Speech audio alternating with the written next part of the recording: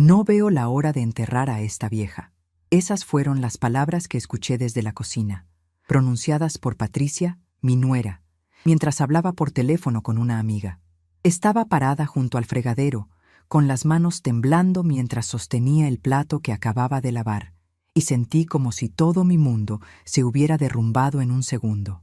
72 años de vida, 15 años viviendo bajo el mismo techo con ella y mi hijo Roberto, y eso era lo que realmente pensaba de mí. No era su suegra, no era la abuela de su hijo Diego, no era la mujer que había criado al hombre que ella amaba. Era simplemente un estorbo esperando a morir para que pudiera heredar mi casa. Mi nombre es Esperanza Morales, y nunca pensé que llegaría el día en que me sentiría tan invisible y despreciada dentro de mi propia casa. La casa que construí junto a mi difunto esposo Francisco, ladrillo por ladrillo, sacrificio tras sacrificio, durante 30 años de matrimonio. Francisco murió hace 8 años, y desde entonces he vivido con Roberto y Patricia. Al principio todo parecía perfecto. Éramos una familia unida. Yo ayudaba con Diego cuando era pequeño, cocinaba para todos, mantenía la casa impecable. Patricia llegaba del trabajo y encontraba todo listo. La comida servida, la ropa lavada, la casa brillando como un espejo. Mi nieto Diego corría hacia mí gritando, «Abuelita», cada vez que llegaba de la escuela, y yo sentía que mi vida tenía sentido. Pero los años pasaron, y algo cambió sin que me diera cuenta. Los abrazos de Patricia se volvieron fríos y mecánicos. Sus sonrisas parecían forzadas. Cuando yo hablaba durante la cena, ella revisaba su teléfono con cara de aburrimiento. Si yo sugería algo sobre la decoración de la casa o la educación de Diego, ella me cortaba con frases como, «Señora Esperanza, las cosas han cambiado mucho desde que usted era joven», o «Mejor no se preocupe por eso, nosotros nos encargamos». Roberto nunca decía nada, simplemente seguía comiendo en silencio o cambiaba de tema. Los comentarios hirientes comenzaron poco a poco, como gotas de veneno que van llenando un vaso día tras día. «Ay, suegrita, ya está usted olvidando las cosas», cuando yo preguntaba algo que no había escuchado bien. «Mejor siéntese a descansar, que ya está muy grande para estar haciendo tanto trabajo», cuando yo intentaba ayudar con la limpieza. «Diego, no molestes a tu abuela, que ya necesita mucha paz y tranquilidad», cuando mi nieto quería platicarme sobre la escuela. Cada frase era como una pequeña humillación envuelta en falsa preocupación, pero el mensaje era claro. Yo estaba sobrando. La gota que derramó el vaso fue hace 3 meses, cuando Patricia sugirió que necesitaba ayuda profesional para cuidarme. Dijo que había encontrado a una enfermera muy buena que podía venir unas horas al día para asegurarse de que yo tomara mis medicinas y no tuviera accidentes en la casa. «Es por su propia seguridad, suegrita. A nosotros nos daría mucha tranquilidad saber que está bien cuidada mientras trabajamos». Roberto asintió como si fuera la idea más lógica del mundo. Cuando protesté diciendo que me sentía perfectamente bien y que no necesitaba que nadie me cuidara, Patricia sonrió con esa condescendencia que ya conocía muy bien. «Ay, suegrita, todas las personas de su edad dicen lo mismo, pero la familia tiene que tomar decisiones responsables». Esa noche me quedé despierta hasta muy tarde, sentada en mi cama, mirando las fotos de Francisco que tengo en el buró. «¿Qué habrías hecho tú, mi amor?», le pregunté en silencio a su retrato. Francisco había sido un hombre de carácter fuerte, que nunca se dejaba pisotear por nadie. Siempre decía que la dignidad era lo único que nadie te podía quitar, a menos que tú se lo permitieras. Pero yo había estado permitiendo que me la quitaran poquito a poco, día tras día, esperanza tras esperanza. Al día siguiente, Patricia trajo a la enfermera para que me conociera. Se llamaba Remedios, y era una mujer amable de unos 50 años. Pero había algo en toda esa situación que me hacía sentir como si me estuvieran preparando para el final. La mujer revisó mi cuarto, hizo preguntas sobre mis rutinas, mis medicamentos, mis costumbres. Patricia hablaba de mí como si yo no estuviera presente. A veces se confunde con las fechas. Mentira. Se le olvida apagar la estufa. Otra mentira. Hay días que no reconoce a las personas. Una mentira más cruel todavía. Remedios me miraba con lástima mientras anotaba todo en una libreta. Yo quería gritar que todo lo que estaba escuchando era falso, pero sabía que nadie me iba a creer. La humillación más grande llegó cuando Patricia empezó a hablar con otras personas sobre mi condición. Escuchaba sus conversaciones telefónicas donde describía lo difícil que era cuidar a una suegra con problemas de memoria. Contaba anécdotas inventadas sobre cosas que yo supuestamente había hecho o dicho, siempre pintándome como una anciana confundida que necesitaba vigilancia constante. Sus amigas le daban consejos sobre asilos, sobre cómo lidiar con familiares mayores, sobre lo sacrificada que ella era por mantenerme en casa en lugar de enviarme a un lugar especializado. Diego, mi nieto de 14 años, comenzó a verme diferente también. Antes me buscaba para platicar sobre sus problemas en la escuela, sus amigos, sus sueños. Ahora me hablaba más despacio, como si yo fuera tonta, y se iba rápidamente de mi lado cuando llegaba Patricia. Una tarde lo escuché diciéndole a un amigo por teléfono: «No puedo salir ahorita porque tengo que cuidar a mi abuela, está muy mal de la cabeza». Esas palabras me dolieron más que todas las crueldades de Patricia juntas. Mi propio nieto, la persona que más amaba en este mundo, había empezado a verme como una carga. Pero fue esa mañana, cuando escuché la conversación telefónica de Patricia, que todo cambió para siempre. Yo estaba en la cocina preparando el almuerzo, como hacía todos los días desde hace 15 años. Patricia estaba en la sala hablando con su hermana Carmen, y su voz llegaba clara hasta donde yo estaba. «Te juro, Carmen, que ya no puedo más con esta situación. La vieja cada día está peor, y Roberto no hace nada para ayudarme. Yo trabajo todo el día, llego cansada a la casa, y todavía tengo que lidiar con sus ocurrencias y sus quejas. Honestamente, no veo la hora de enterrar a esta vieja para que la casa sea finalmente nuestra, sin esa sombra caminando por todos lados». El plato se me resbaló de las manos y se estrelló contra el suelo de la cocina. El ruido fue tan fuerte que Patricia se cayó de inmediato. «¿Qué fue eso?», escuché que le preguntaba a su hermana. «Ay, seguramente la vieja se cayó o rompió algo otra vez. Ya te hablo después, Carmen. Tengo que ir a ver qué destrozo hizo ahora». Colgó el teléfono y vino hacia la cocina. Yo ya había recogido los pedazos del plato roto y estaba parada junto al fregadero, tratando de controlar el temblor de mis manos. «¿Qué pasó aquí, suegrita?», me preguntó con esa voz falsamente dulce que usaba cuando alguien más podía escucharla. «Se me resbaló un plato», respondí sin voltear a verla. «¿Ve? Eso es exactamente lo que le estaba diciendo a Remedios. Sus manos ya no tienen la misma fuerza de antes. Por eso necesita que alguien la ayude con estas cosas». Se acercó a mí y puso su mano en mi hombro con un gesto que cualquier persona de afuera habría interpretado como cariñoso. «No se preocupe, suegrita. Nosotros vamos a cuidar muy bien de usted». Esa tarde, cuando Roberto llegó del trabajo, Patricia le contó el incidente del plato como si hubiera sido evidencia de mi deterioro mental. «¿Ves, Roberto? Ya no puede ni lavar trastes sin lastimarse. ¿Qué va a pasar cuando esté sola en la casa y se corte con los vidrios o se queme con la estufa?» Roberto me miró con preocupación fingida y dijo: «Mamá, tal vez Patricia tiene razón. Tal vez necesitamos buscar opciones más seguras para usted. Opciones más seguras». Esa era su forma elegante de decir que querían sacarme de mi propia casa. Esa noche no pude dormir. Me quedé sentada en mi silla junto a la ventana, viendo las estrellas y pensando en todas las veces que había sacrificado mi propia felicidad por mantener unida a esta familia. Recordé cuando Roberto era adolescente y se metió en problemas en la escuela. Francisco quería ser muy duro con él, pero yo defendí a mi hijo. Rogué por una segunda oportunidad. Recordé cuando Roberto se casó con Patricia y yo les regalé la mitad de mi casa para que tuvieran dónde vivir. Recordé cuando Diego nació y yo dejé mis clases de tejido y mis amigas para cuidarlo mientras Patricia trabajaba. Cada recuerdo era una prueba de cuánto había dado, cuánto había sacrificado, cuánto había amado. Y ahora, después de toda una vida de entrega, me querían borrar como si nunca hubiera existido. Patricia no solo deseaba mi muerte, sino que hablaba de ello con la naturalidad de quien espera que llegue el cartero. Y Roberto, mi hijo, el niño que había cargado en brazos, que había cuidado cuando estaba enfermo, que había consolado cuando lloraba, ahora era cómplice silencioso de esta crueldad.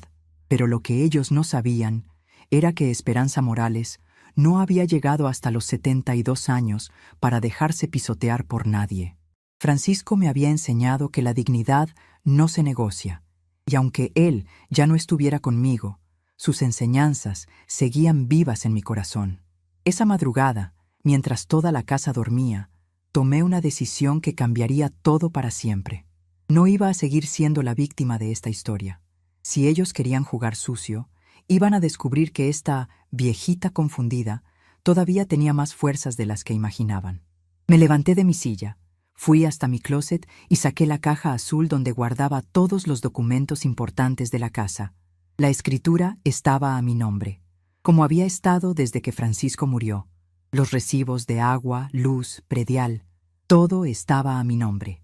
Esta casa era mía por derecho legal, por derecho moral, por derecho de sangre y sudor. Y si Patricia creía que iba a heredar algo después de hablarme así, estaba muy equivocada. Abrí mi libreta de teléfonos y busqué el número de mi hermana Rosa, que vivía en Guadalajara. Hacía meses que no hablábamos, porque Patricia siempre encontraba excusas para que no contestara el teléfono cuando ella llamaba. Está descansando, está confundida hoy, mejor llame después. Pero esa madrugada iba a romper el silencio. Rosa tenía que saber lo que estaba pasando. Necesitaba una aliada, alguien que me ayudara a planear mi siguiente movimiento. También saqué el número del licenciado Martínez, el abogado que había ayudado con los trámites cuando Francisco murió. Si iba a enfrentar esta situación, necesitaba estar segura de cuáles eran mis derechos legales. Patricia había subestimado gravemente a la mujer que creía que podía manipular y controlar. Había confundido mi silencio con debilidad, mi paciencia con estupidez, mi amor maternal con sumisión. Mientras el sol empezaba a salir por la ventana de mi cuarto, me senté en mi cama y miré una vez más la foto de Francisco. Mi amor, me vas a dar fuerzas para hacer lo que tengo que hacer, porque no voy a permitir que nos falten al respeto en la casa que construimos juntos. Esta historia apenas está comenzando, y el final va a ser muy diferente al que ellos esperan. Patricia había dicho que no veía la hora de enterrarme, pero lo que no sabía era que ella acababa de despertar a un fantasma muy vivo, muy determinado, y con muchas ganas de pelear.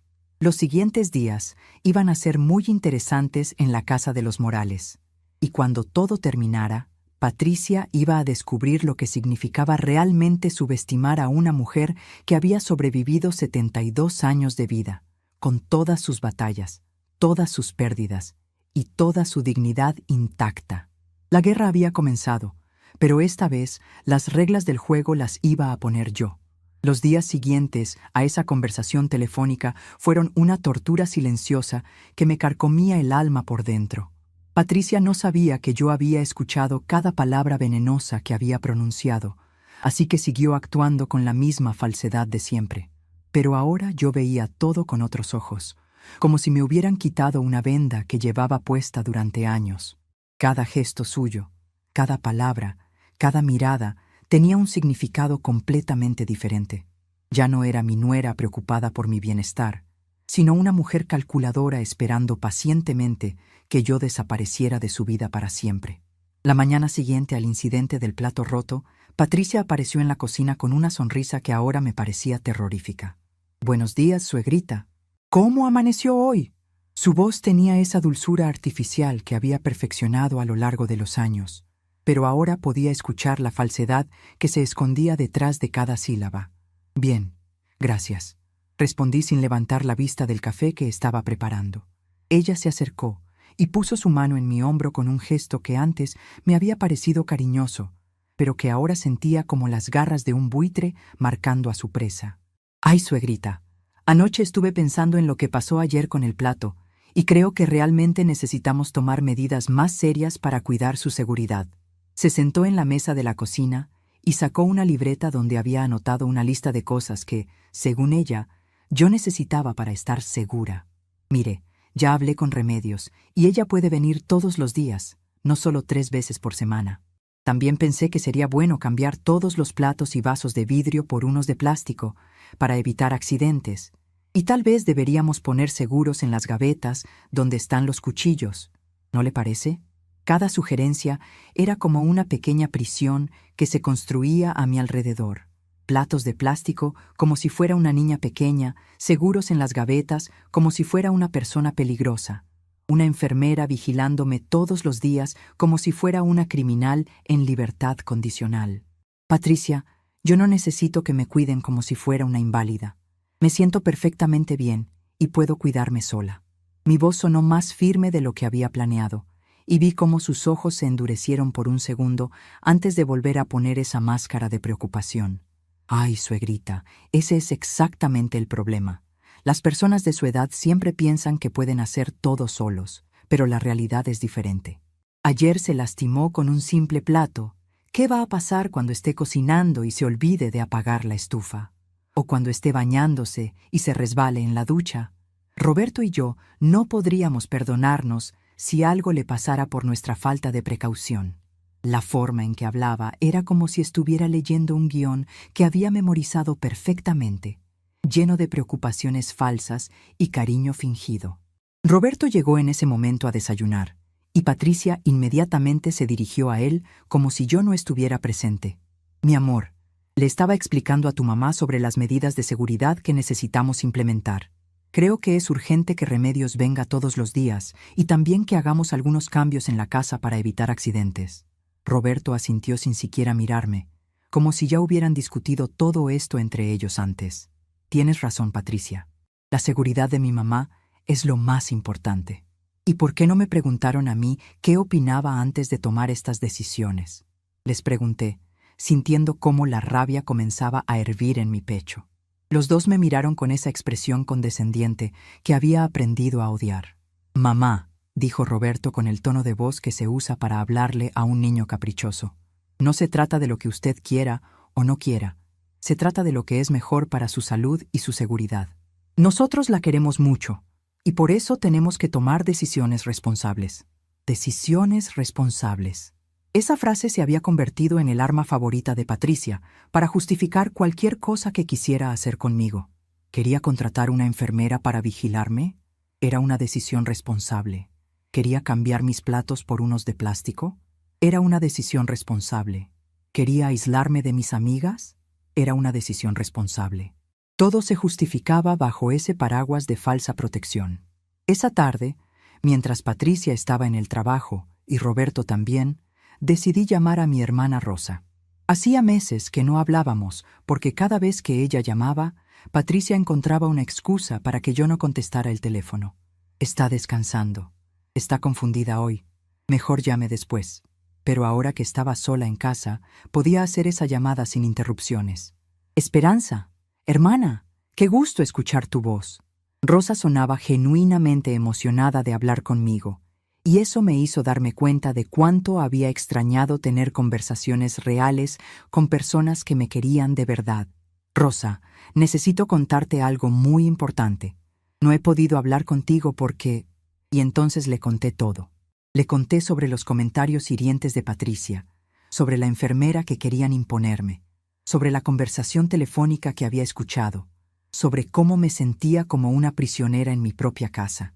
Rosa escuchó en silencio, y cuando terminé de hablar, su voz estaba llena de indignación.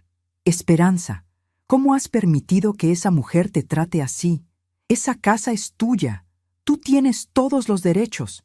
Sus palabras me dieron una fuerza que no sentía desde hacía mucho tiempo. Lo sé, Rosa, pero es que todo ha sido tan gradual, tan sutil, que al principio no me daba cuenta. Y Roberto siempre la defiende a ella. Roberto es un malagradecido que se ha dejado envenenar por esa víbora. Pero tú tienes opciones, hermana. Esa casa está a tu nombre, ¿verdad? Sí, todo está a mi nombre desde que murió Francisco. Entonces tienes todo el poder legal de hacer lo que quieras. Esperanza, si quieres, puedes venir a vivir conmigo a Guadalajara. O puedes quedarte en tu casa y echarlos a ellos. Pero no puedes seguir permitiendo que te traten como un estorbo. Las palabras de Rosa me cayeron como agua fresca en el desierto. Por primera vez en meses, alguien me estaba recordando que yo tenía derechos, que yo tenía poder, que yo tenía opciones. No era solo una anciana indefensa, esperando a que otros decidieran mi destino.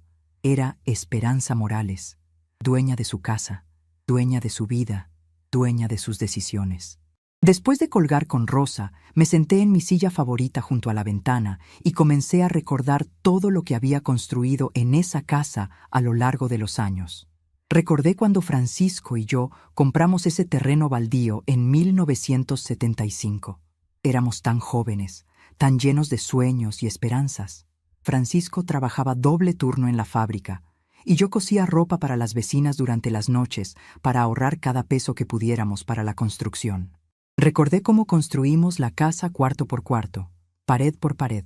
Primero fue la cocina y un dormitorio pequeño donde vivimos durante los 2 primeros años. Luego agregamos la sala, después el cuarto de Roberto cuando nació, más tarde el baño completo y finalmente el cuarto grande donde ahora dormía yo.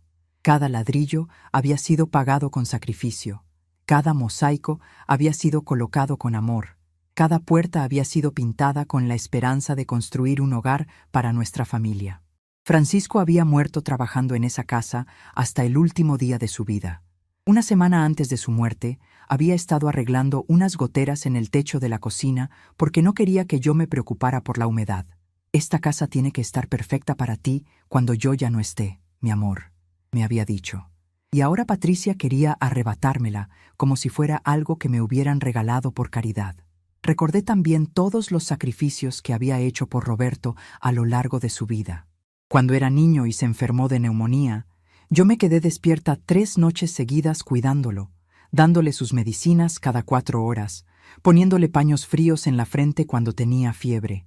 Francisco quería llevarlo al hospital, pero yo insistí en cuidarlo en casa porque sabía que allí estaría mejor atendido.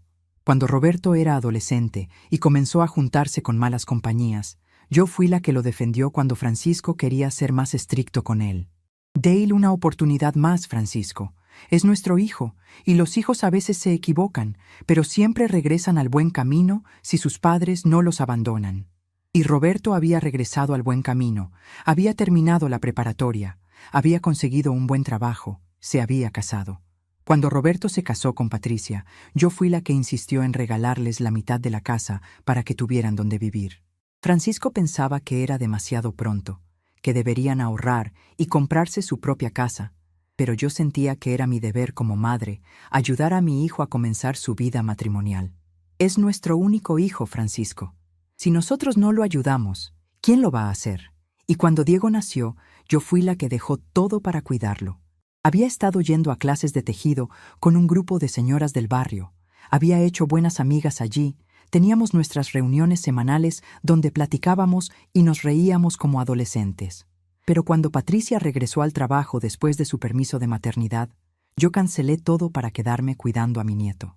«No se preocupe, suegrita. Es solo temporalmente mientras encontramos una guardería buena para Diego», me había dicho Patricia en ese momento.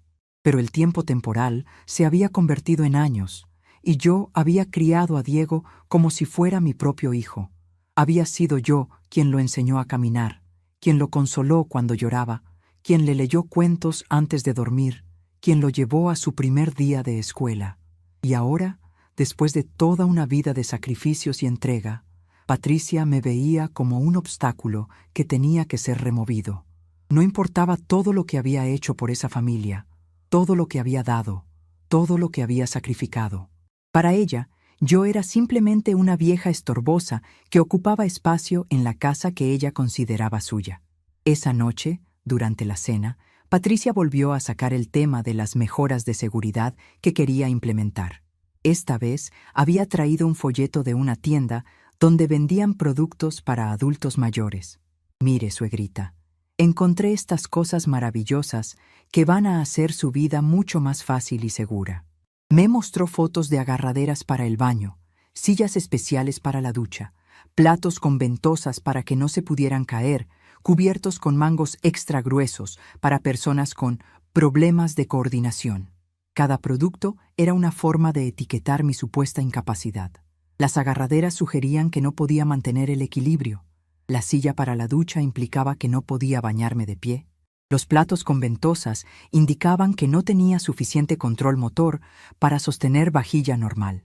Los cubiertos especiales señalaban que mis manos ya no funcionaban correctamente. «Patricia, yo no necesito nada de eso. Me siento perfectamente bien y puedo hacer todas mis actividades normalmente. Mi voz sonó más irritada de lo que quería, y Roberto inmediatamente saltó en defensa de su esposa. Mamá, Patricia solo está tratando de ayudarla. ¿Por qué se pone tan difícil cuando alguien quiere cuidar de usted? ¿Difícil? Ahora resultaba que era yo la que estaba siendo difícil por no querer ser tratada como una inválida. No me estoy poniendo difícil, Roberto. Simplemente no entiendo por qué ustedes están tan empeñados en convertirme en una persona enferma cuando yo me siento bien. Diego, que había estado comiendo en silencio, levantó la vista de su plato y me miró con una expresión que me partió el corazón. Era una mezcla de lástima y preocupación, como si realmente creyera que yo estaba enferma y no me daba cuenta. «Abuela», dijo con esa voz suave que usan los jóvenes cuando quieren ser gentiles con alguien vulnerable. «Tal vez mamá tiene razón. Ayer te caíste cuando estabas caminando por el pasillo, ¿no te acuerdas?» Me quedé helada. Yo no me había caído el día anterior. No me había caído en semanas, tal vez en meses. «Diego, yo no me caí ayer». Patricia intervino inmediatamente. «Ay, suegrita, ¿ve lo que le digo? A veces olvida las cosas que pasan». Era como estar en una pesadilla donde todos alrededor de ti están locos, pero insisten en que la loca eres tú. Patricia estaba creando una historia falsa sobre mi salud mental y había logrado convencer hasta a mi propio nieto de que era verdad. Diego me miraba con esa expresión de pena que me rompía el alma, como si yo fuera una anciana patética que había perdido la razón. Esa noche no pude dormir. Me quedé acostada en mi cama, mirando el techo y tratando de entender cómo había llegado a esa situación. ¿En qué momento había perdido el control de mi propia vida? ¿Cuándo había permitido que otras personas decidieran qué era mejor para mí? ¿Cómo había dejado que me convirtieran en una extraña dentro de mi propia casa? Me levanté y fui hasta mi tocador, donde guardaba las cartas que Francisco me había escrito cuando éramos novios. Las leí una por una, recordando a la mujer fuerte e independiente de la que él se había enamorado. «Mi querida Esperanza», decía una de las cartas, «admiro tu fuerza y tu determinación. Eres una mujer que sabe lo que quiere y lucha por conseguirlo. Eso es lo que más me gusta de ti». ¿Dónde había quedado esa mujer? ¿Cuándo había dejado de luchar por lo que quería? ¿En qué momento había aceptado convertirme en una sombra silenciosa que se dejaba pisotear por la comodidad de otros? Al día siguiente, Patricia trajo a Remedios para una evaluación más completa de mi estado.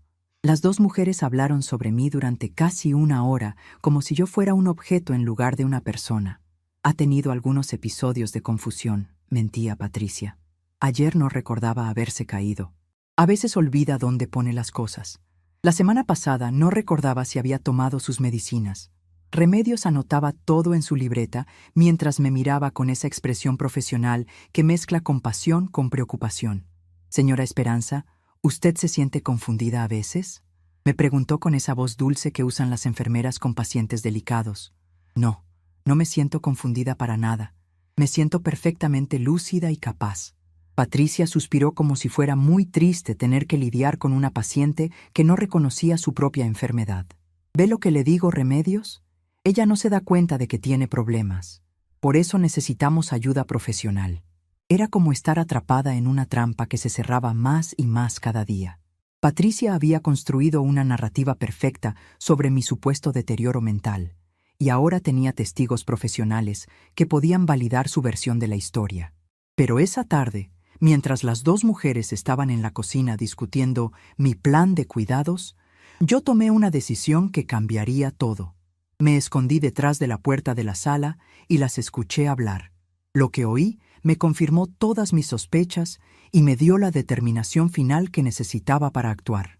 «La verdad, Remedios, es que necesito que me ayudes a documentar todo lo que está pasando con ella.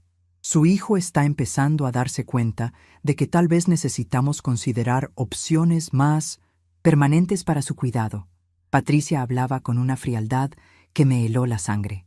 «Si tienes documentación médica que respalde la necesidad de cuidado especializado, será mucho más fácil convencer a Roberto de que es lo mejor para todos. Opciones más permanentes. Documentación médica». Era todo un plan perfectamente orquestado para sacarme de mi casa y enviarme a un asilo, usando mi propia salud como excusa. Patricia no solo quería que me muriera, sino que estaba activamente trabajando para hacer que eso sucediera más rápido. En ese momento, supe que la guerra había comenzado oficialmente, pero esta vez iba a pelear con todas las armas que tenía a mi disposición. Y tenía más armas de las que Patricia imaginaba. La hora de la venganza había llegado. Esa noche no hubo lágrimas, no hubo gritos de desesperación, no hubo drama. Solo hubo una decisión fría y calculada que tomé sentada en mi cama a las 3 de la madrugada, cuando toda la casa dormía y solo yo permanecía despierta con la mente más clara que había tenido en años. Había escuchado a Patricia conspirando con remedios para fabricar evidencia médica que justificara enviarme a un asilo, y en ese momento entendí que ya no había vuelta atrás. Esta no era una disputa familiar que se pudiera resolver con conversaciones y comprensión mutua. Era una guerra declarada contra mi dignidad, mi libertad y mi derecho a vivir en mi propia casa. Me levanté de la cama con una determinación que no sentía desde la muerte de Francisco. Fui hasta mi closet y saqué la caja azul donde guardaba todos los documentos importantes: la escritura de la casa, los recibos de todos los servicios, las facturas del predial. Todo estaba a mi nombre. Esperanza Morales era la única dueña legal de esa propiedad, y nadie podía cambiar eso sin mi consentimiento. Patricia había cometido un error fundamental. Había subestimado completamente a la mujer que creía poder manipular y controlar. Durante las siguientes 2 semanas, comencé a mover mis piezas en silencio, como una jugadora de ajedrez experimentada que sabe que la paciencia y la estrategia son más poderosas que los movimientos impulsivos. Cada mañana me levantaba, preparaba el desayuno como siempre, sonreía a Patricia cuando me decía sus falsas palabras de cariño, y asentía cuando Roberto hablaba sobre las mejoras de seguridad que querían implementar. Pero por dentro estaba ejecutando un plan que ninguno de los dos podía sospechar. El primer paso fue llamar al licenciado Martínez, el abogado que había manejado todos los trámites legales cuando Francisco murió. Esperé hasta que Patricia estuviera en el trabajo y Roberto también para hacer esa llamada crucial. «Licenciado, soy Esperanza Morales. ¿Se acuerda de mí?» Su voz sonó genuinamente contenta de escucharme. «Por supuesto, señora Esperanza. ¿Cómo está usted? ¿En qué puedo ayudarla?» Le expliqué mi situación de la manera más objetiva posible, sin emociones, solo hechos concretos. Le conté sobre las presiones para que aceptara cuidado médico que no necesitaba, sobre los intentos de documentar una enfermedad mental que no tenía, sobre los planes de enviarme a una institución contra mi voluntad. El licenciado escuchó todo en silencio, y cuando terminé de hablar, su respuesta fue clara y directa. «Señora Esperanza, usted tiene todos los derechos legales de tomar las decisiones que considere necesarias respecto a su propiedad y su vida. Si alguien está intentando coaccionarla o manipularla para que tome decisiones en contra de su voluntad, eso constituye abuso de adulto mayor, y hay leyes específicas que la protegen». Sus palabras fueron como música para mis oídos. «¿Qué opciones tengo, licenciado? Usted puede tomar control total de su situación. Puede cambiar las cerraduras de su casa. Puede solicitar la salida de cualquier persona que esté viviendo en su propiedad sin su consentimiento. Puede revocar cualquier poder o autorización que haya dado a familiares. La casa es suya, señora Esperanza, y usted decide quién vive allí y bajo qué condiciones». Esas palabras me dieron una fuerza que había olvidado que tenía. Acordamos una cita para el día siguiente en su oficina. Le dije que iría sola, que no quería que ningún familiar me acompañara. También me recomendó que considerara hacer una evaluación médica independiente con un geriatra de su confianza para tener documentación oficial de mi estado mental y físico, por si Patricia intentaba usar argumentos médicos en mi contra.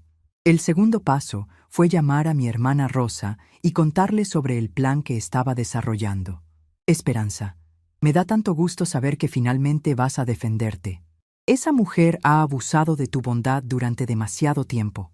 Rosa me ofreció todo su apoyo, y acordamos que si las cosas se ponían muy difíciles, yo podría ir a quedarme con ella en Guadalajara mientras se resolvía la situación legal. También llamé a mi comadre Mercedes, una mujer de mi edad que había enviudado el año anterior y había tenido que lidiar con hijos ambiciosos que querían apoderarse de sus propiedades. Esperanza, tú tienes que actuar rápido y con determinación. Los hijos malagradecidos entienden solo un idioma, el de las consecuencias reales. Mientras tú sigas siendo condescendiente y permisiva, ellos van a seguir pisoteándote. Mercedes me contó su propia historia de cómo había tenido que echar a su hijo mayor de su casa cuando descubrió que estaba vendiendo sus joyas a escondidas para pagar sus deudas de juego. Fue lo más difícil que he hecho en mi vida, pero fue la única manera de que me respetara. Ahora tenemos una relación mucho mejor, porque él sabe que no puede aprovecharse de mí. Mientras realizaba estas llamadas estratégicas, también comencé a observar cuidadosamente las rutinas de Patricia y Roberto, tomando notas mentales sobre sus horarios, sus hábitos, sus puntos débiles. Patricia salía de la casa todos los días a las 8 de la mañana y regresaba a las 6 de la tarde. Roberto se iba a las 7 y regresaba entre 5 y 5:30. Diego llegaba de la escuela a las 2:30. Hacía su tarea en su cuarto y generalmente no salía hasta la hora de la cena. Patricia había intensificado su campaña de desprestigio durante esas 2 semanas. Cada día inventaba nuevas anécdotas sobre mi supuesto deterioro mental. Ayer encontré a la suegrita parada en el pasillo a las 3 de la mañana, completamente confundida sobre dónde estaba. Le contó a Roberto una noche durante la cena. Era una mentira absoluta. Yo había salido al baño a las 3 de la mañana. Había ido directamente de mi cuarto al baño y había regresado, pero Patricia había convertido eso en evidencia de mi confusión mental. También he notado que repite las mismas preguntas varias veces al día. Continuó mintiendo descaradamente. Ayer me preguntó 5 veces qué íbamos a cenar, como si no recordara que ya me había preguntado antes. Roberto asentía con preocupación fingida, y Diego me miraba con esa expresión de lástima que me rompía el corazón. La mentira más cruel fue cuando Patricia le dijo a Roberto que me había encontrado llorando sin razón aparente en la cocina, y que cuando ella me preguntó qué me pasaba, yo le había dicho que no sabía dónde estaba Francisco, como si no recordara que había muerto hace 8 años. Fue muy triste verla así, Roberto. Creo que realmente necesitamos ayuda profesional más especializada. Cada mentira era una construcción cuidadosa destinada a crear un caso convincente para mi supuesta enfermedad mental. Patricia estaba construyendo un expediente falso sobre mi deterioro cognitivo, y lo hacía con la habilidad de alguien que había planificado esto durante mucho tiempo. Pero lo que Patricia no sabía era que yo también estaba construyendo mi propio expediente. Cada vez que ella mentía sobre mi comportamiento, yo anotaba en una libreta la fecha, la hora y exactamente qué había dicho. Estaba documentando su campaña de difamación con la misma meticulosidad que ella usaba para documentar mi supuesta enfermedad. El día de mi cita con el licenciado Martínez, le dije a Patricia que iba a salir a caminar al parque, como hacía ocasionalmente. Ella no sospechó nada. Solo me recordó que tuviera cuidado y que no hablara con extraños, como si fuera una niña pequeña en lugar de una mujer adulta perfectamente capaz.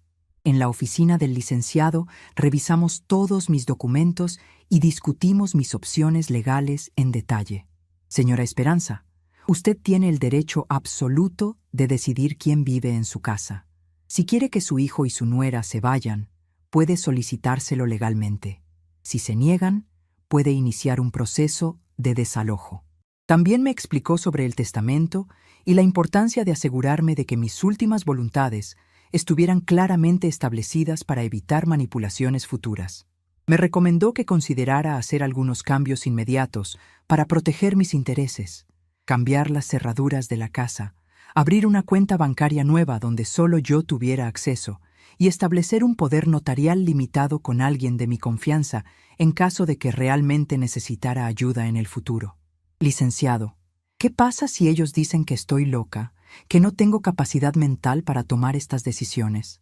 Esa era mi mayor preocupación, que Patricia usara sus mentiras sobre mi salud mental para invalidar cualquier acción legal que yo tomara. Por eso vamos a hacer una evaluación médica independiente, señora Esperanza. Tengo contactos con gerontólogos muy respetados que pueden evaluar su estado mental y físico de manera objetiva. Si usted está mentalmente competente, como claramente parece estar, ningún familiar puede anular sus decisiones legales. Salí de esa oficina sintiéndome más poderosa de lo que me había sentido en años. No era una anciana indefensa esperando a que otros decidieran mi destino. Era una mujer con derechos, con opciones, con poder legal para controlar su propia vida. El siguiente paso fue la evaluación médica. El doctor Ramírez, el geriatra recomendado por el licenciado Martínez, me hizo una evaluación completa que duró casi 2 horas. Examinó mi memoria, mi capacidad de razonamiento, mi orientación temporal y espacial, mi estado físico general. Al final de la evaluación, sus conclusiones fueron claras y categóricas. Señora Esperanza, usted tiene una salud mental excelente para su edad. Su memoria está intacta. Su capacidad de razonamiento es normal. No presenta ningún signo de deterioro cognitivo o demencia. Físicamente también está muy bien, con algunos achaques normales de la edad, pero nada que limite su capacidad de vivir independientemente. El doctor puso todo esto por escrito en un reporte oficial que podría usar si Patricia intentaba cuestionar mi competencia mental. Con el respaldo legal y médico asegurado, comencé la fase final de mi plan. Pero antes de ejecutar la acción definitiva, quería dar una última oportunidad a Roberto para que demostrara si tenía algo de la dignidad y el honor que su padre había tratado de inculcarle. Una tarde, cuando Patricia no estaba en casa, me senté con Roberto en la sala y le hablé directamente, sin rodeos, sobre lo que estaba pasando. Roberto, necesito que sepas que he estado escuchando muchas cosas que Patricia dice sobre mí, y no son ciertas. Yo no estoy confundida, no estoy enferma, no necesito que me cuiden como a una inválida. Roberto me miró con esa expresión condescendiente que había perfeccionado en los últimos meses. Mamá, Patricia no dice nada malo sobre usted, solo está preocupada por su bienestar. Le conté específicamente sobre algunas de las mentiras que había escuchado, sobre las conversaciones que Patricia había tenido sobre enviarme a un asilo, sobre el plan de fabricar evidencia médica falsa. Mamá, creo que usted está malinterpretando las cosas. Patricia la quiere mucho, y si está hablando sobre opciones de cuidado, es porque se preocupa por usted. Roberto había tomado su decisión hace tiempo.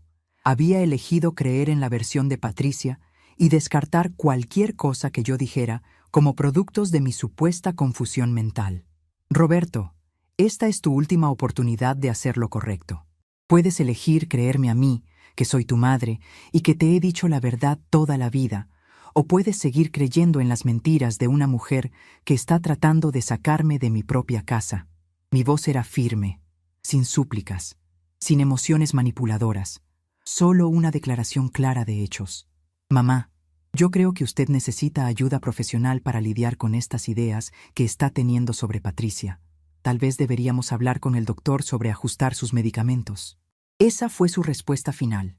Mi propio hijo había decidido que yo estaba loca en lugar de considerar la posibilidad de que su esposa fuera una manipuladora mentirosa. En ese momento supe que ya no había nada más que discutir. Roberto había hecho su elección y yo iba a hacer la mía. Al día siguiente llamé al cerrajero que me había recomendado el licenciado Martínez.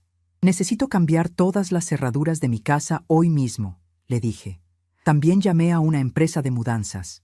Necesito que vengan mañana en la tarde a recoger algunas cosas y llevárselas a una dirección que les voy a dar. Finalmente, llamé a mi hermana Rosa. Rosa, mañana es el día. ¿Puedes venir a apoyarme? Ella no dudó ni un segundo. Ya estoy preparando mi maleta, hermana. Salgo en la madrugada para estar contigo a mediodía. Todo estaba preparado. Los elementos legales, médicos y logísticos estaban en su lugar. Solo faltaba ejecutar el plan y enfrentar las consecuencias. Patricia había estado jugando un juego de manipulación y mentiras durante meses, creyendo que yo era una anciana indefensa que se iba a dejar vencer sin pelear. Pero estaba a punto de descubrir que Esperanza Morales no había llegado hasta los 72 años para dejarse humillar por una mujer que había olvidado cuál era su lugar en esa casa. La hora del ajuste de cuentas había llegado, y esta vez las reglas las iba a poner yo. Fue un domingo por la tarde que todo sucedió. Patricia invitó a 3 amigas para un té en la sala, y yo me quedé en la cocina preparando los bocadillos como siempre hacía. Pero esta vez Estaba escuchando cada palabra. Y fue cuando la escuché repetir la misma frase que había dicho por teléfono semanas atrás, esa que me atravesó como un rayo. Muchachas, no veo la hora de enterrar a esta vieja. Entonces, si la casa será solo nuestra, sin esa sombra caminando por aquí. Las amigas se rieron incómodas, y una de ellas murmuró bajito: Patricia, qué maldad. Pero ella continuó sin ningún pudor: Maldad nada. Es un peso muerto aquí. Anda por la casa como fantasma.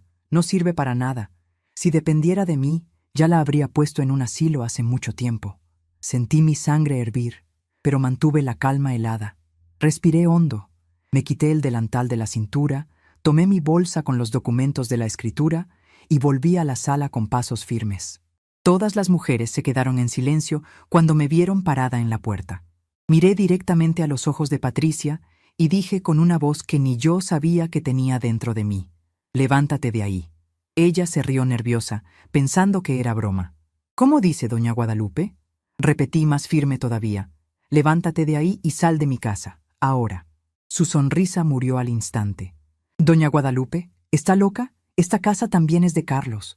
Abrí la bolsa. Saqué la escritura azul y la aventé encima de la mesa de centro. No, esta casa es mía, solo mía. Está a mi nombre.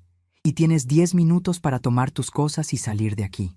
El caos se instaló instantáneamente. Patricia comenzó a gritar histéricamente. Las 3 amigas trataron de calmarla sin saber qué hacer, y yo permanecí firme en la puerta con los brazos cruzados. Carlos llegó en medio de la confusión, viniendo del patio donde estaba arreglando el carro, y preguntó desesperado qué estaba pasando. Miré bien a los ojos de mi hijo y dije con toda claridad: Escuché todo lo que ella dijo sobre mí, 2 veces, y me trató como un estorbo durante años mientras tú fingías no ver nada. Ahora va a aprender lo que es quedarse sin nada. Él trató de argumentar, decir que yo estaba exagerando todo, pero no lo dejé continuar. Carlos, tú escogiste quedarte ciego. Escogiste creerle a ella y dudar de mí cuando pedí socorro. Ahora vas a sentir el peso de esa elección. Fui hasta la puerta de entrada, la abrí completamente y señalé hacia la calle. Patricia, o sales por las buenas o llamo a alguien para que te saque a la fuerza. Ella salió a gritos, llorando de rabia, diciendo que me arrepentiría, que aquello era una injusticia absurda. Las 3 amigas se fueron rápidamente, avergonzadas por toda esa escena. Carlos se quedó parado en medio de la sala, sin saber qué hacer o decir. Diego bajó las escaleras asustado por los gritos y preguntó qué había pasado con todo mundo. Abracé a mi nieto con fuerza y dije mirándolo a los ojos: La abuela solo se está haciendo respetar, mi amor. Solo eso. Esa noche, Carlos durmió en el sofá de la sala. En los días siguientes, trató varias veces de convencerme de dejar que Patricia volviera a casa, pero fui inflexible en cada conversación. Puede volver cuando aprenda a respetarme de verdad, pero la casa sigue siendo mía, y las reglas ahora son las mías. Él salió de casa enojado una semana después. Se fue a vivir con Patricia a casa de su suegra. Una tarde, unas semanas después de todo el drama, estaba regando mis plantas en el patio cuando sonó el timbre. Era Patricia, pero se veía diferente. Traía el cabello recogido sin arreglar, ropa sencilla, y sus ojos estaban rojos como si hubiera llorado mucho.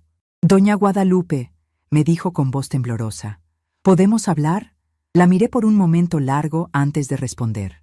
«¿De qué quieres hablar, Patricia?» Ella bajó la cabeza. «Quiero pedirle perdón, por todo, por las cosas horribles que dije, por faltarle el respeto, por ser tan egoísta». Sus palabras sonaban sinceras, pero yo había aprendido a no confiar en sus actuaciones. «¿Y qué te hizo cambiar de opinión?», le pregunté. Ella respiró hondo. Vivir en casa de mi madre me hizo dar cuenta de lo difícil que es no tener un hogar propio. Y Carlos me dijo que si no arreglaba las cosas con usted, él iba a pedirme el divorcio. Patricia me contó que las últimas semanas habían sido un infierno para ella. Vivir con su madre había sido insoportable porque doña Carmen la criticaba constantemente. La hacía sentir como una carga, exactamente como ella me había hecho sentir a mí. Carlos había comenzado a verla con otros ojos, cuestionando su carácter, preguntándose cómo había podido ser tan cruel con la mujer que lo había criado. Me di cuenta de que usted tenía razón, dijo entre lágrimas. Yo me porté como una malagradecida. Usted nos ayudó tanto, cuidó a Diego, mantuvo la casa, y yo solo pensé en mis comodidades. Le dije que apreciaba sus disculpas, pero que las palabras no borran años de humillaciones, que necesitaba tiempo para sanar las heridas que me había causado. Patricia asintió. Lo entiendo. Solo quería que supiera que estoy arrepentida de verdad. Cuando se fue, me quedé pensando en el jardín. Era extraño ver a Patricia tan quebrada, tan diferente de la mujer arrogante que había vivido en mi casa. Tal vez el sufrimiento la había hecho más humana, más consciente del daño que había causado. Pero yo había aprendido algo importante en esos meses de dolor, que el respeto se gana, no se exige, y que nunca es demasiado tarde para defenderse de quien trata de aplastarte. Los días pasaron tranquilos. Diego venía a visitarme los fines de semana y poco a poco nuestra relación se fue reparando. Carlos también comenzó a venir solo, sin Patricia, tratando de reconstruir el puente que había quemado entre nosotros. Ellos querían que yo desapareciera. Entonces fue exactamente lo que hice desaparecer. La sumisión, el miedo, la aceptación de la falta. Pasaron algunos meses desde aquel domingo de confrontación. La casa se quedó más silenciosa, pero era un silencio diferente ahora. No era más el silencio pesado de quien se siente rechazada e indeseada, sino el silencio ligero y tranquilo de quien finalmente puede respirar en paz. Despertaba temprano todas las mañanas, tomaba mi café mirando por la ventana de la cocina, cuidaba las plantas en el patio que antes Patricia se quejaba de que ocupaban mucho espacio y daban trabajo. Hice pequeños cambios por la casa. Pinté la sala de un color más claro y acogedor. Doné ropa vieja que ya no usaba. Reorganicé los muebles como siempre quise, pero nunca tuve valor de hacer. Cada gesto simple era una afirmación silenciosa de que ese era mi espacio, conquistado con años de trabajo duro y sacrificio al lado de Manuel. Rosa me visitaba casi toda semana ahora, y reíamos juntas de cosas tontas como hacíamos cuando éramos jóvenes, y no teníamos ninguna preocupación. El licenciado Fernández pasó algunas veces para tomar un café y conversar sobre la vida, siempre con palabras sabias y reconfortantes. Doña Esperanza traía pasteles caseros y decía cada vez: «Tienes un brillo en los ojos que no veía desde hace años, Guadalupe. Hasta parece que rejuveneciste». Era verdad. No me daba cuenta de cómo me había apagado poco a poco, cómo había dejado que me transformaran en una sombra triste dentro de mi propia historia. Ahora, cada mañana era una elección consciente de vivir con dignidad plena, sin pedirle permiso a nadie para simplemente existir. Carlos trató de llamarme algunas veces al celular, pero no contesté ninguna de las llamadas. Dejó mensajes de voz pidiendo que conversáramos con calma, diciendo que Patricia estaba arrepentida de todo. Una tarde lluviosa de jueves, apareció en la puerta de casa con Diego a su lado. Mi nieto me abrazó con fuerza y lloró agarrado de mi cuello. «Abuela, la extraño tanto». Lo abracé de vuelta con todo el amor del mundo, pero cuando Carlos trató de entrar detrás, detuve la puerta firme. «Tú hiciste tu elección, hijo. Escogiste creer en las mentiras de ella cuando yo pedí desesperadamente ser escuchada. Ahora necesitas vivir con las consecuencias de esa elección». Se quedó en silencio por largos segundos, tragó saliva tratando de controlar la emoción y se fue despacio. Vi por la ventana de la sala cómo se secaba los ojos con el dorso de la mano dentro del carro antes de prender el motor. ¿Duele ver a mi hijo así? Sí, duele mucho. Pero duele infinitamente más vivir humillada e invisible dentro de la propia casa. Una mañana de sábado, mientras preparaba el desayuno, alguien tocó a la puerta. Era Patricia, pero esta vez venía acompañada de Diego y traía en las manos una canasta con pan dulce recién hecho. «Doña Guadalupe», me dijo con voz suave, «sé que no tengo derecho a estar aquí, pero quería traerle esto. Lo hice yo misma, siguiendo la receta que usted me enseñó hace años». La miré sorprendida. Patricia nunca había mostrado interés en cocinar, siempre decía que no tenía tiempo para esas cosas. «Diego me dijo que la extraña mucho, que quiere pasar más tiempo con usted. Y yo quiero ganarme de nuevo su confianza, si me da la oportunidad». Sus palabras sonaban sinceras, pero yo había aprendido a ser cautelosa. El respeto no se gana con pan dulce, Patricia. Se gana con acciones consistentes. día tras día. Ella asintió. Lo sé. Solo pido una oportunidad para demostrarle que puedo cambiar. Durante las semanas siguientes, Patricia comenzó a visitarme regularmente. Siempre traía algo hecho por ella. Comida, postres, pequeños detalles para la casa. No hablaba de regresar a vivir ahí. No me presionaba para perdonarla rápidamente. Simplemente venía, conversaba conmigo con respeto, me preguntaba cómo estaba, se interesaba genuinamente por mi bienestar. Poco a poco, comencé a ver destellos de la mujer que podría haber sido si hubiera elegido el camino del respeto desde el principio. Carlos también cambió su actitud. Ya no trataba de defenderla o justificar sus acciones pasadas. Simplemente venía a visitarme. Me traía flores para el jardín. Me ayudaba con reparaciones menores de la casa. Ambos habían entendido que el perdón no se exige, se gana. Hoy, sentada en la mecedora del portal al final de la tarde, sosteniendo una taza de té caliente entre las manos, miro hacia la calle vacía y siento una paz profunda en el pecho. No tengo rabia de nadie, no guardo rencor. Simplemente acepté la verdad difícil de que no todo amor es suficiente para sostener la falta de respeto. Y aprendí en el dolor que, a veces, la mayor prueba de amor propio es saber cerrar la puerta a quien no sabe valorar lo que tiene enfrente. Ellos querían que desapareciera, que me callara para siempre, que me esfumara en vida como un fantasma. Pero yo escogí algo completamente diferente. Escogí reencontrarme conmigo misma. Y hoy me doy cuenta con claridad de que la verdadera libertad no está en ser amada por todos, sino en amarse a sí misma lo suficiente para no aceptar migajas de afecto y respeto. El mes pasado, Patricia y Carlos me pidieron permiso para regresar a casa. Habían estado viviendo en un apartamento pequeño, pagando renta, luchando económicamente.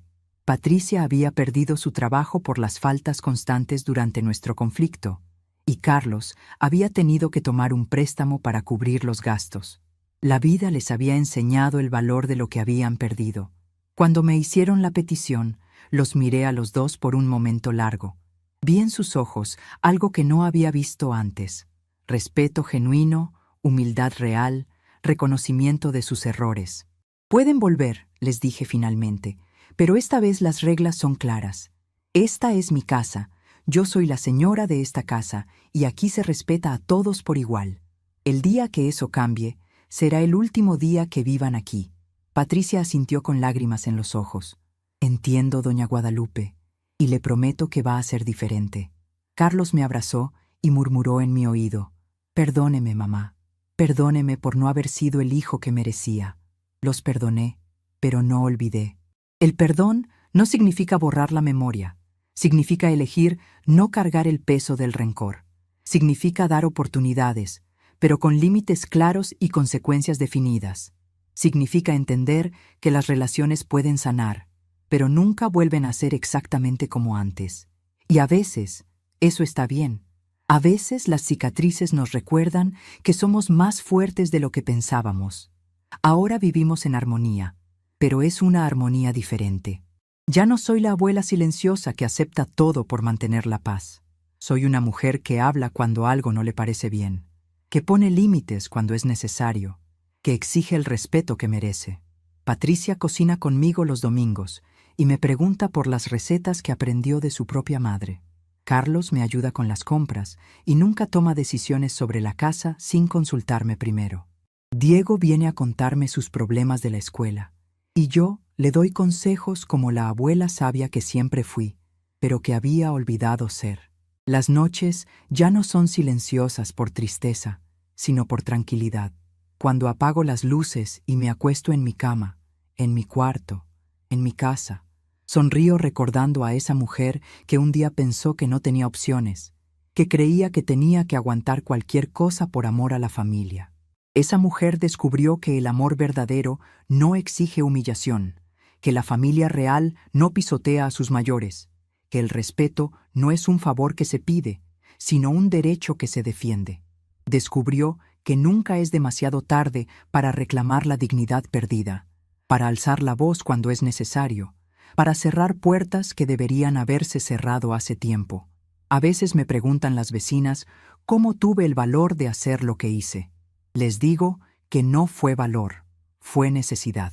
Fue la necesidad de rescatar a la mujer que había sido antes de volverse invisible. Fue la necesidad de enseñarles a mis seres queridos que el amor sin respeto no es amor, es dependencia. Fue la necesidad de demostrarme a mí misma que todavía tenía fuerzas para defender mi lugar en el mundo. Y descubrí que esas fuerzas habían estado ahí todo el tiempo, esperando el momento adecuado para salir a la luz. La casa ahora huele a café recién hecho en las mañanas, a flores frescas en los floreros, a comida casera preparada con amor y respeto mutuos. Los domingos hacemos barbacoa en el patio, y Diego invita a sus amigos. Patricia sirve los refrescos con una sonrisa genuina, y Carlos atiende la parrilla mientras me cuenta sobre su trabajo. Somos una familia otra vez, pero una familia que ha aprendido el valor de la dignidad, la importancia del respeto y el poder transformador del perdón ganado, no regalado. Cuando Diego me pregunta sobre lo que pasó, le explico que a veces las personas que amamos cometen errores grandes y que nosotros también podemos cometer errores. Le digo que lo importante es aprender de esos errores, pedir perdón cuando es necesario y cambiar las acciones, no solo las palabras. Le enseño que respetar a los mayores no es solo una tradición bonita, es una manera de honrar la sabiduría, la experiencia y los sacrificios de quienes vinieron antes que nosotros. Y le prometo que siempre podrá contar conmigo, pero que también espero poder contar con él cuando yo sea la que necesite apoyo. A veces, el mayor recomienzo es el silencio que una escoge mantener, hasta que llega el momento de hablar con la fuerza de quien sabe su valor. Estamos curiosos para saber hasta dónde llegó esta historia. ¿Desde dónde nos están viendo? Comenten abajo.